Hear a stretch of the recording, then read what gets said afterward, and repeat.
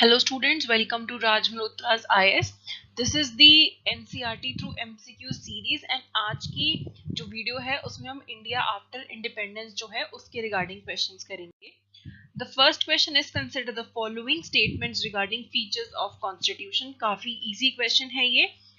First, universal adult franchise. Second, equality before law. Third, special privileges for the poorest and the most disadvantaged Indians. तो इनमें से कौन से features जो हैं कॉन्स्टिट्यूशन के वो 26 जनवरी 1950 को इन इफेक्ट आ गए थे. तो क्या यूनिवर्सल एडल्ट फ्रेंचाइज जो है वो हमने इंडिपेंडेंस के टाइम पे ही प्रोवाइड किया था या लेटर ऑन जो पीरियड है उसमें प्रोवाइड किया था. Equality before law and the same goes for special privileges for the poorest and most disadvantaged Indians. तो इसके अंदर तीनों जो स्टेटमेंट्स हैं वो बिल्कुल सही हैं. तीनों जो फीचर्स हैं वो शुरू से ही हमारे इंडियन कॉन्स्टिट्यूशन में एग्जिस्ट करते हैं. सबको राइट मिला था वोट करने का irrespective of the background, caste, religion. हमने राइट टू वोट प्रोवाइड किया था एंड पॉलिटिकल डेमोक्रेसी आ गई थी इंडिया के अंदर एंड इक्वालिटी बिफोर लॉ भी शुरू से था. एंड स्पेशल प्रिविलेजेस जो हैं वो पुअर इंडियंस को एज वेल एज जो डिसएडवांटेज्ड इंडियंस हैं जैसे कि जिनका कास्ट के बेसिस पे जिनके साथ डिस्क्रिमिनेशन हुआ था उन्हें स्पेशल प्रिविलेजेस प्रोवाइड की गई थी. तो सारे जो स्टेटमेंट्स हैं इसके अंदर बिल्कुल सही हैं. इसका जो सोर्स है हमारे पास है our past 3 chapter number 12 page number 161. Next है consider the following statements regarding the reorganisation of the states after independence.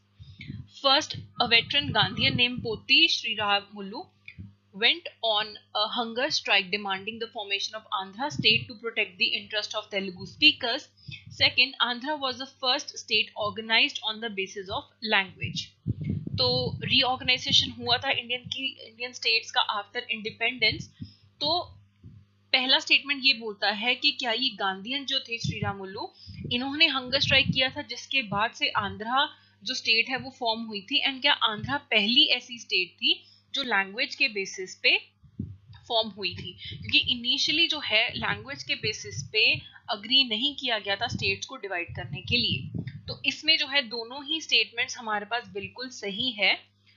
इन्होंने स्ट्राइक किया था आफ्टर अबाउट 50-54 डेज इनकी डेथ हो गई थी. और उसके बाद काफी ज्यादा टर्मोइल हो गया था स्पेशली साउथ में, जिसके कारण फिर रीऑर्गेनाइजेशन हुआ था. And Andhra Pradesh was the first state जिसे on the basis of language जो है एक नया स्टेट हमने क्रिएट किया था 1 अक्टूबर 1953 में. इसका जो सोर्स है वो है class 8 our past 3 chapter number 12. Consider the following statements regarding the second five-year plan formulated in 1956. We have 12 plans अभी तक. उसके बाद हमने ये जो सिस्टम है इसे खत्म कर दिया है नीति आयोग के आने के बाद. तो यू शुड नो कि कौन से वाले प्लान में क्या अलग से कुछ इंपॉर्टेंट था. First, second, third plan, initially जो प्लान आए थे वो तो काफी ज्यादा इंपॉर्टेंट हैं आपके एग्जाम के पॉइंट ऑफ व्यू से. तो पहला है this focus strongly on the development of heavy industries. Second, it had also taken into account of the environmental implication of the economic policies. पहला स्टेटमेंट बिल्कुल सही है. जो हमारा पहला 5-year प्लान था इसने बहुत ज्यादा एग्रीकल्चर पे फोकस किया था and it was quite successful. तो फिर अंडर द महानोबिस प्लान हमने फिर शिफ्ट किया था हेवी इंडस्ट्रीज की तरफ, हमने उन पे ज्यादा ध्यान दिया था. तो पहला स्टेटमेंट बिल्कुल सही है. सेकंड गलत है, क्योंकि उस टाइम पे इस प्लान का सेकंड प्लान का क्रिटिसिज्म हुआ था कि आपने प्राइमरी एजुकेशन को भी नजरअंदाज किया है और आपने जो एनवायरमेंटल इम्प्लीकेशंस होंगे इकोनॉमिक पॉलिसीज के उन्हें आपने बिल्कुल भी ध्यान में नहीं रखा है. तो दोनों इसमें स्टेटमेंट्स जो है वो बिल्कुल सही है. 1956 में हमारा सेकेंड 5-year प्लान आया. हेवी इंडस्ट्रीज जैसे कि steel, building of large dams जो है उन पे ध्यान दिया गया था. और ये सारे जो सेक्टर है इन्हें under the control of state रखा गया था. बाद में धीरे धीरे जो है स्पेशली एलपीजी रिफॉर्म्स के बाद जो है स्टेट का जो कंट्रोल है वो कम हुआ है. काफी लोगों ने इस प्लान को सपोर्ट किया था, लेकिन ये भी बोला गया था कि आपने काफी एग्रीकल्चर को भी इनएडिक्वेट अटेंशन दिया है सेकेंड प्लान में, आपने एजुकेशन को अटेंशन नहीं दिया है, आपने एनवायरमेंटल इम्प्लीकेशंस जो है उन पे ध्यान नहीं दिया है. तो ये सेकेंड प्लान का क्रिटिसिज्म था। इसका जो सोर्स है क्लास 8 आर पास्ट 3 के अंदर चैप्टर नंबर 12 में है। Next is consider the following statements regarding Indian independence. India gained freedom soon after the devastations of the World War I. तो क्या वर्ल्ड वॉर 1 के बाद ही इमीडिएटली इंडिया को इंडिपेंडेंस मिल गया था? Second, at the time of new ideological conflict, Cold War emerged between USA and USSR. तो देखने में तो बहुत इजी है कि जो वर्ल्ड वॉर 1 है वो तो काफी पहले खत्म हो गया था 1919 के अराउंड, एंड इंडिपेंडेंस हमें 1947 में मिली है। लेकिन कई बार आप एग्जाम में अगर हल्का सा भी ध्यान ना दें और आपको लगे कि यहाँ पे तो वर्ल्ड वॉर 2 लिखा हुआ है, तो आप इतना इजी क्वेश्चन भी गलत कर सकते हो। तो पहला स्टेटमेंट तो ऑब्वियसली यहाँ पे गलत हो गया कि वर्ल्ड वॉर 2 के बाद इंडिया को इंडिपेंडेंस मिली थी। 45 में वर्ल्ड वॉर 2 खत्म हुआ था एंड 47 में हमें इंडिपेंडेंस मिल गई थी। सेकेंड जो है वो सही है, जब ये हमें इंडिपेंडेंस मिली है उसी टाइम के जो करीब है कोल्ड वॉर शुरू हो गया था, एंड यूएसए एंड यूएसएसआर जो है उनके अंदर आइडियोलॉजिकल कॉन्फ्लिक्ट था, एंड जो कोल्ड वॉर है ये डिसइंटीग्रेशन ऑफ यूएसएसआर पे जाके खत्म हुआ था। तो दूसरा स्टेटमेंट सही है। इधर कंट्रीज जो हैं डीकोलोनाइज होनी शुरू हो गई थी और उन पे ये प्रेशर था, इंटरनेशनल लेवल पे पॉलिटिकल प्रेशर था कि वो या तो यूएसए को ज्वाइन करेंगे या यूएसएसआर को ज्वाइन करेंगे। ठीक है, तो ये जो स्टेटमेंट है इसमें बिल्कुल सही है। So answer will be B only. इसका जो सोर्स है वो भी है क्लास 8 की our past 3 chapter number 12। Fifth, consider the following statements regarding United Nations. United Nations is an international organization founded in 1919. It was able to pressurize the British to accelerate the process of decolonization. तो पहला statement जो है United Nations को लेके आपको पता होना चाहिए कि यूनाइटेड नेशंस जो है वो 1945 में फॉर्म हुआ था, ना कि 1919 के अंदर। तो ये वाला स्टेटमेंट जो है बिल्कुल गलत है। तो जब ये फॉर्म हुआ है तो it was not able to sufficiently pressurise the British to accelerate the process of decolonisation, क्योंकि इवन 1990 तक जाके 80s तक जाके जो है कंट्रीज डीकोलोनाइज होती रही हैं। तो दूसरा स्टेटमेंट भी इसके अंदर गलत है। तो the correct answer is D, either 1 and 2।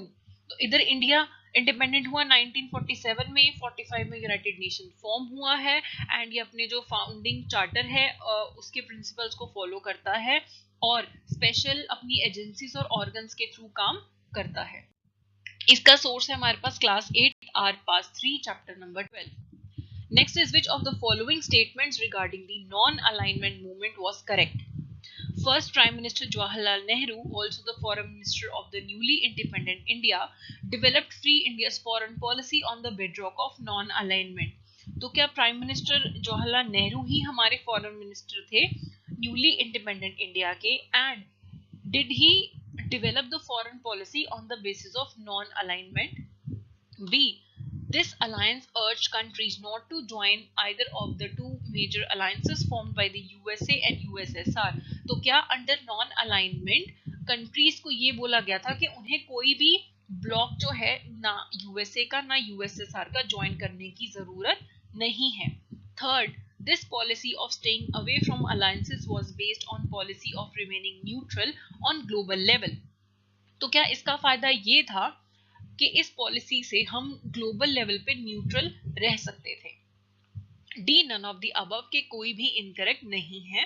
तो इसका आंसर है D, none of the above, क्योंकि जब कोल्ड वॉर शुरू हुआ कंट्रीज न्यूली डीकोलोनाइज हुई, उन्हें प्रेशर था आप कोई एक ब्लॉक ज्वाइन कीजिए कोल्ड वॉर के अंडर, एंड इंडिया जो था वो अपनी फॉरेन पॉलिसी को इंडिपेंडेंट रखना चाहता था, एंड कुछ लाइक माइंडेड कंट्रीज भी थी जो खुद किसी ब्लॉक को ज्वाइन नहीं करना चाहते थे। तो इंडिया ने एक बहुत ही अच्छी मूवमेंट जो है नैम शुरू किया था जिसके थ्रू आप ग्लोबल लेवल पे न्यूट्रल रह सकते थे, जो कि था नॉन अलाइनमेंट मूवमेंट। ठीक है, तो आपको ना यूएसए का ब्लॉक ज्वाइन करने की जरूरत थी ना यूएसएसआर का।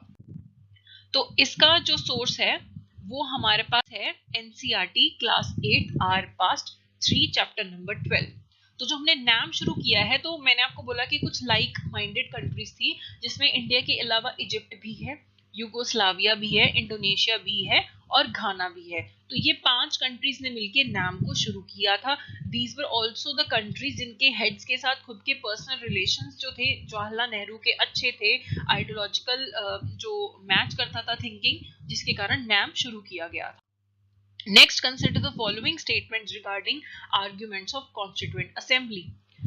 One member of Constituent Assembly, H.J. Khandekar, argued it was the upper caste who were responsible for Harijans being unfit today.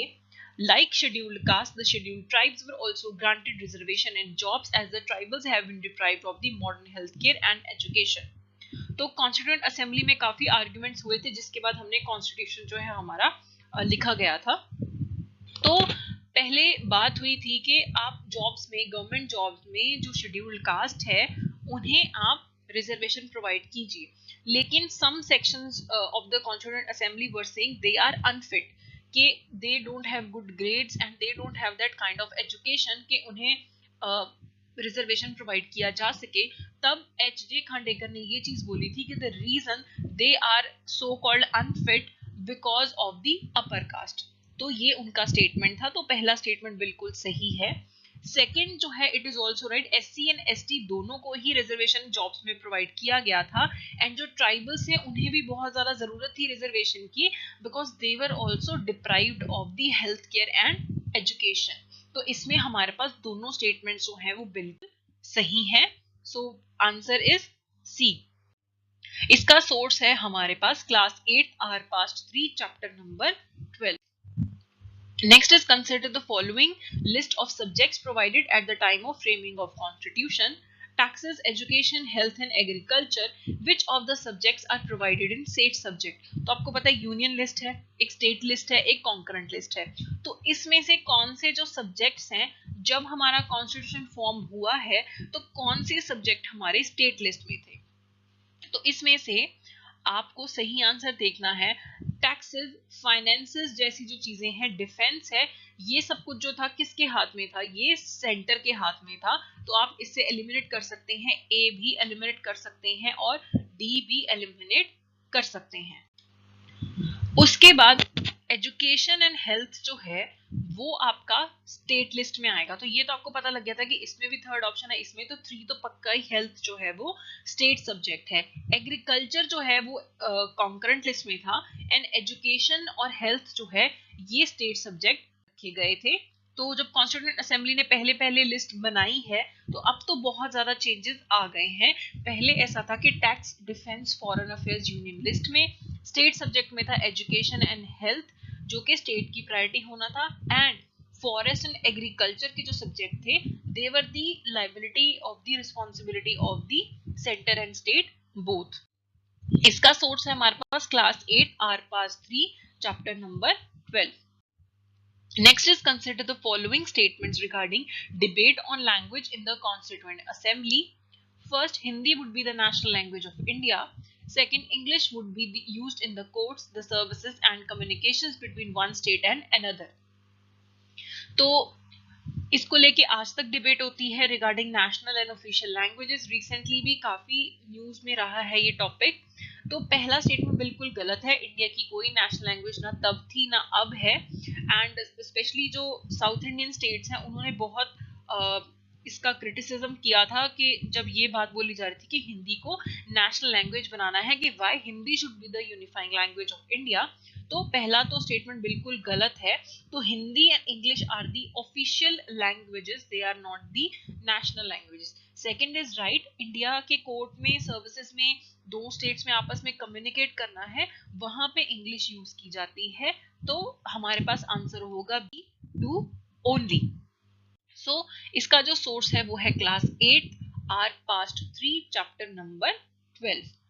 तो अब हमारे पास यही है कि while Hindi would be the official language, English would be used in courts, the services and communication between one state and the another.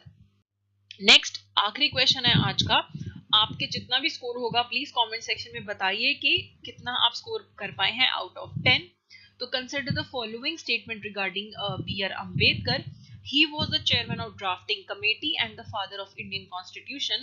Second, he pointed out that political democracy had to be accompanied by the economic and social democracy. तो इसमें आपको correct option देखने हैं. पहला बहुत ही आसान है कि he was the chairman of drafting committee for the constitution and he is known as the father of the Indian constitution. दूसरा स्टेटमेंट क्या अंबेडकर जी ने ही बोला है कि पॉलिटिकल डेमोक्रेसी के साथ साथ हमें इकोनॉमिक एंड सोशल डेमोक्रेसी भी चाहिए. तो ये बिल्कुल सही है, दोनों स्टेटमेंट जो है वो बिल्कुल सही है. तो अंबेडकर ने जो अपनी फाइनल स्पीच थी आप जरूर उसको रीड करिए कि उन्होंने बोला था कि पॉलिटिकल डेमोक्रेसी जो है उसका फायदा नहीं है अगर साथ में इकोनॉमिक एंड सोशल डेमोक्रेसी नहीं है. सिर्फ अगर आपको राइट टू वोट दे दिया गया है यानी कि पॉलिटिकल डेमोक्रेसी है, इसका मतलब ये नहीं है कि हमारी जो सोसाइटी है वो जस्ट एंड इक्वल हो जाएगी. इसीलिए इकोनॉमिक एंड सोशल डेमोक्रेसी का होना भी बहुत ज्यादा जरूरी है. तो ये हमारे आज के क्वेश्चंस थे. इसका जो सोर्स था class 8 R Pass 3 chapter number 12. Thank you so much.